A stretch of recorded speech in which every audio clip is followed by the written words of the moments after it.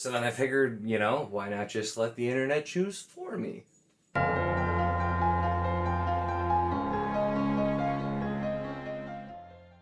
Hello and welcome to my channel.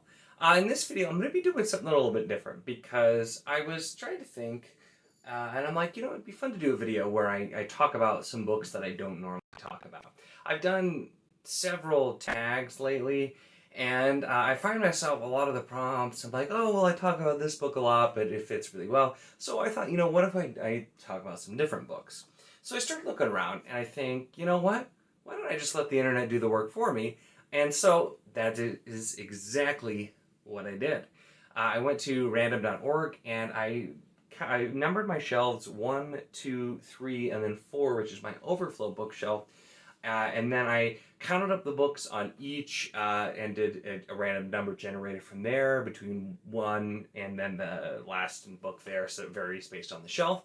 And then just grabbed whichever book it decided, and I'm going to talk about each one. So if it's something I read, I'm going to talk about that and what I thought about it. And if it's something I haven't read, I'm going to talk about why I haven't and hopefully why I want to read it. And so there's a couple of books in here that I've definitely talked about before, but there's others that I haven't.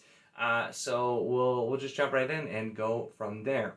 Now the funny thing is, it actually picked the number 4 shelf twice. I ended up getting all 4 shelves in there once, but since I did 5 books, one of them was going to be repeated for sure. And it picked the overflow shelf twice. So that's what we're going with. So the first book that was randomly selected is The Wounded Land by Stephen R. Donaldson. And this is the first book in the second Chronicles of Thomas Covenant. I have not read this. This has been, literally since the beginning of the year, has been on my list of books, series in general, that I want to read this year. I read the first trilogy last year, and that is over here. And actually, this is the final Chronicles, which is 4 books. But this is a series I'm really interested to continue, and it really is one that's not talked about a whole lot.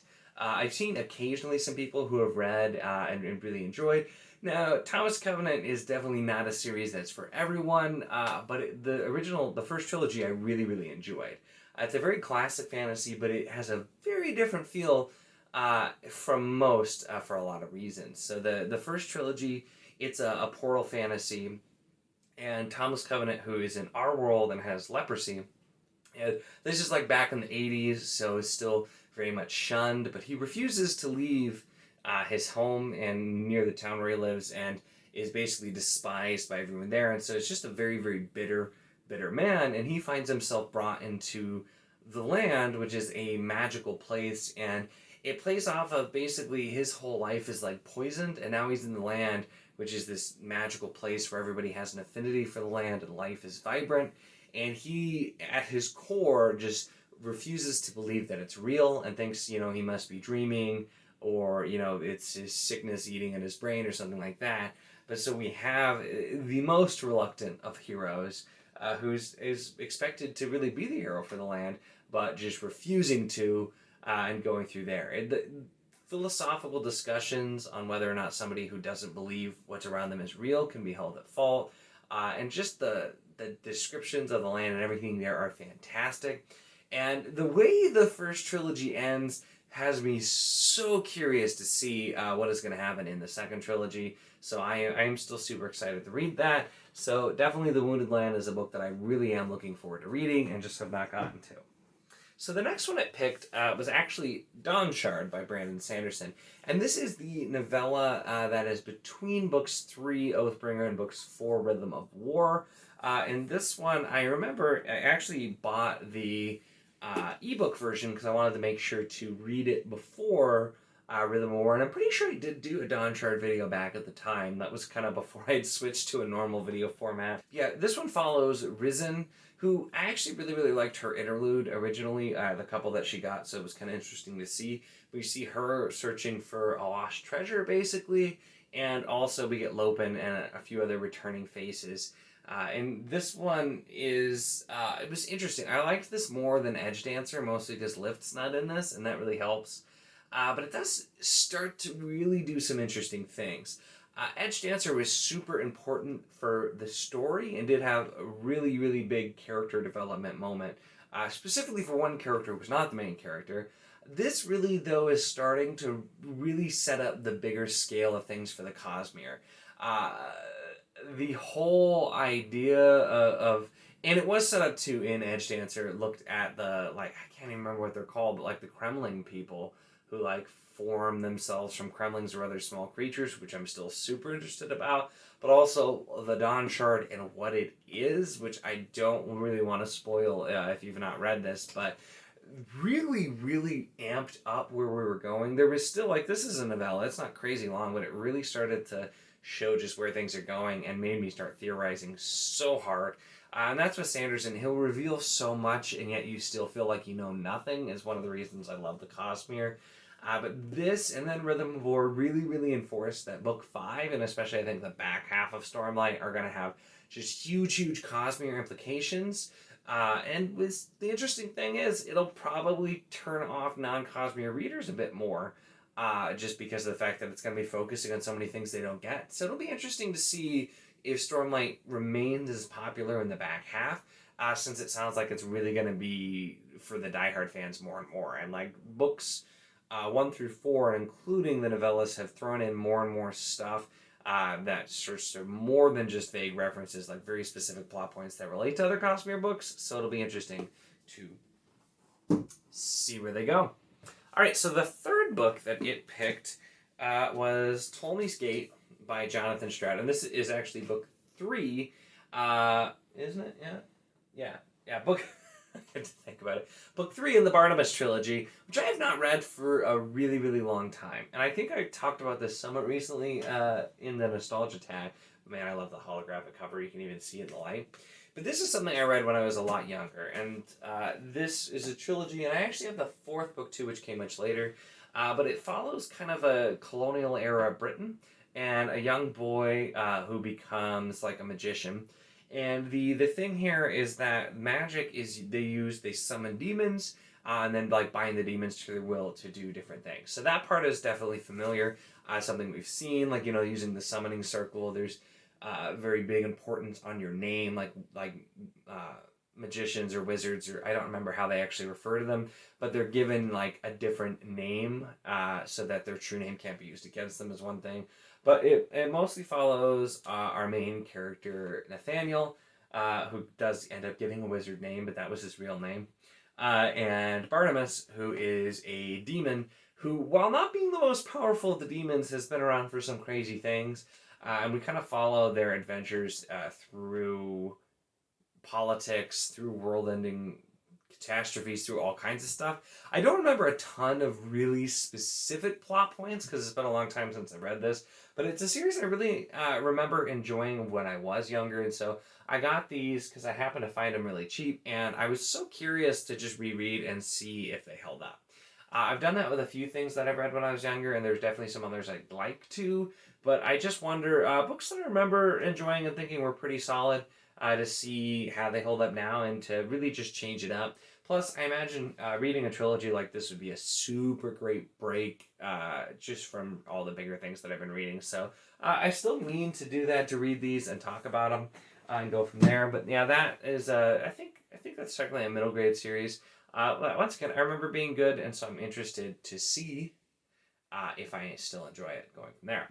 All right, so book 4 is the Dinosaur Knights by Victor Milan. And this book literally answers why I own this book. I have not read this yet, and I'm really sad because I have heard that, and this is book 2, isn't it? Yeah, this is book 2.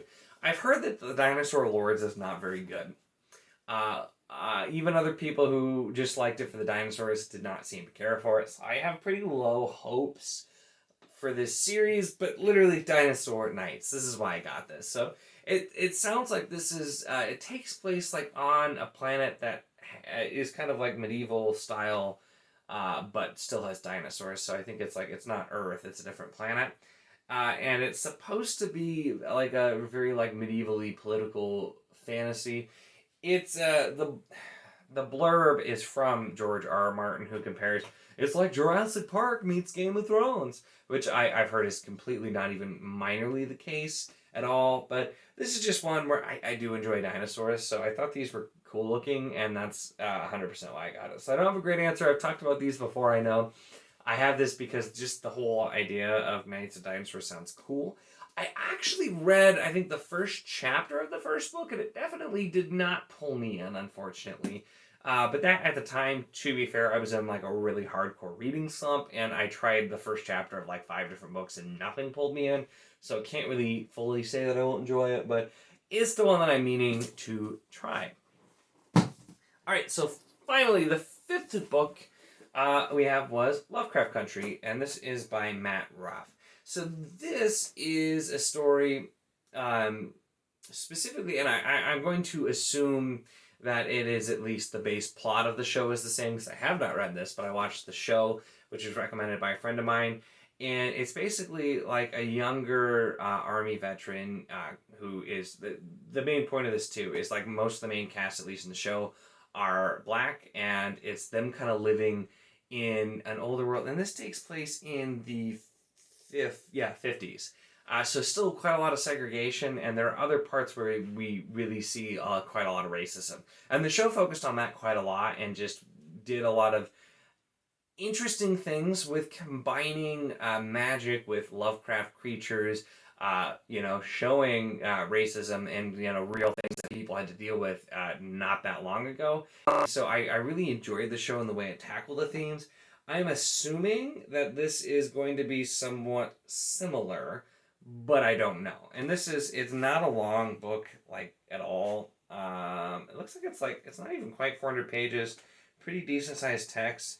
So I was really curious to read this, specifically to see if it is going to be basically as good as the show. Because I quite like the show. The ending got a little weird for it. But I don't know for sure what this is going to be like. The show also did a lot of really strange things that I'm wondering if are not actually going to be in the book. So I'm wondering if maybe this is more of like a composed narrative, whereas the show kind of had some episodes that were like one-offs, but still did something interesting. So really interested to see how this is. I don't know when I'm going to get it, but yeah, this 100% I got, because I got this cheap off a book outlet, and it's because I enjoyed the show. So usually if I like a show or a movie and I know it's based off of a book, I like to check the book out because I'm a reader. First and foremost. I like other stuff too, but I always like to check out my books. So those are 5 random books from my bookshelf that I managed to still talk about for a fair amount of time. So this was interesting. I might try this again. Just kind of grabbing random books out and talking about them. I figured it was a good way to just kind of talk about some different books. Some of them I've talked out before, but, others I have not really talked a whole lot about, so it was interesting to do. But that is the video for today, so let me know if you like this, if you'd like to see more random talking about books, or maybe if you didn't like this at all and would rather more targeted book material, definitely let me know. But if you did enjoy the video, make sure to give it a like. Check the link in the description for the Wizardly Duo Discord if you want to join us for all of the discussions we have about books, many other things, activities, and just all kinds of stuff going on there all the time. Definitely check it out. And of course, if you enjoy my content, make sure to subscribe.